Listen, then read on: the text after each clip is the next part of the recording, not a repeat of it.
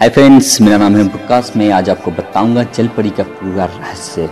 क्या आप जानना चाहते हैं जलपरी क्या होती है, जलपरी कहाँ रहती है, कहाँ से आती है, इनका राज क्या है, रहस्य क्या है, जलपरी कहाँ रहती है, ये सवाल आप जरूर जानना चाहते होंगे। अगर आप इस सवाल का जवाब जानना चाहते हैं तो पूरी वीडियो को गौर से जरूर देखें। जलपरी या मत्स्य कन्या किसी भी नाम से पुकार दो, आज यह हमारे सामने एक प्रश्न चिन्ह की तरह खड़ी है, या यूं कहें कि इनका वजूद है या नहीं, यह आज एक बहस का विषय बन गया है। यदि हम YouTube पर मौजूद कई वीडियो पर नजर डालें तो यह हमें इनके वजूद को ना मानते हुए भी यह सोचने पर मजबूर कर देती है, क्या वाकई में इनका अस्तित्व है।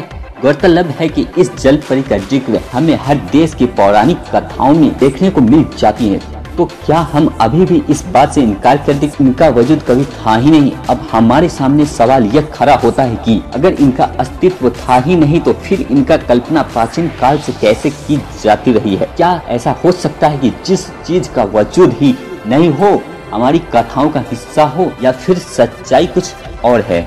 जलपरी एक ऐसा जलीय जीव है जिसका शरीर का ऊपरी हिस्सा औरत का होता है, निचला भाग मछली जैसा होता है। आइए पहले रूबरू होते हैं इन बातों से। प्रचलित कुछ दंत कथाओं से जो इनके वजूद की पुष्टि करती है। पौराणिक कथाओं के अनुसार जलपरी की सुरीली धुन में गाना गाकर इंसानों को अपनी ओर आकर्षित करती थी, जिनसे उनका ध्यान भटक जाता था। उनकी मधुर ध्वनि को सुनकर मनुष्य समुद्री जहाज से पानी में कूद जाते थे। कई बार पूरा का पूरा जहाज ही समुद्र की तह में समा जाता था।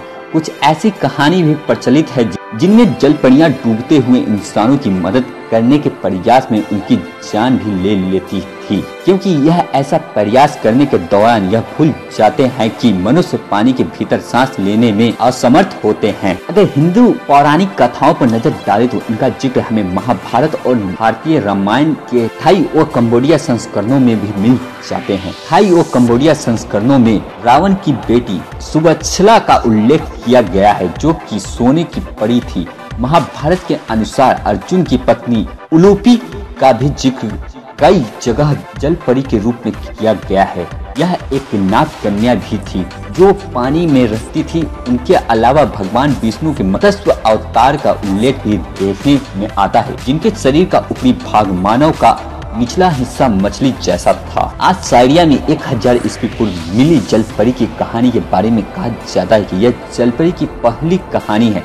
आज साइरिया की रानी देवी आर्टिकल, जो सेमिरामिस की माँ थी, एक चरवाहे की बहुत प्यार करती थी, पर ना चाहते हुए भी उसे अपने प्रेम को मौत के घाट उतारना पड़ा। इस बात से वह इतनी शर्मिंदा हो गई थी कि उसने तालाब में छलांग लगा दी और एक मछली का रूप ले लिया। लेकिन जल भी इतनी खूबसूरती को छुपा नहीं पाया और इस कारण उनका आधार शरीर पहले जैसा ही रह गया, जबकि शरीर के नीचे का हिस्सा मछली की तरह हो गया। ग्रीक कहानियों में आर्टिकल में ड्रैकेटो भी माना जाता है। एक मशहूर ग्रीक कथा के अनुसार अलेक्जेंडर द ग्रेट की बहन थेलालोलिन के मरने के बाद एक परी बन गई थी। जलपरी के रूप में दूसरा जन्म पाने के बाद काफी समय तक जीवित रही और तभी भी कभी उनके इलाके से होकर कई जहाज गुजरता था, तब वह हर नाविक से एक ही सवाल पूछती थी कि क्या महान अलेक्जेंडर जीवित हैं?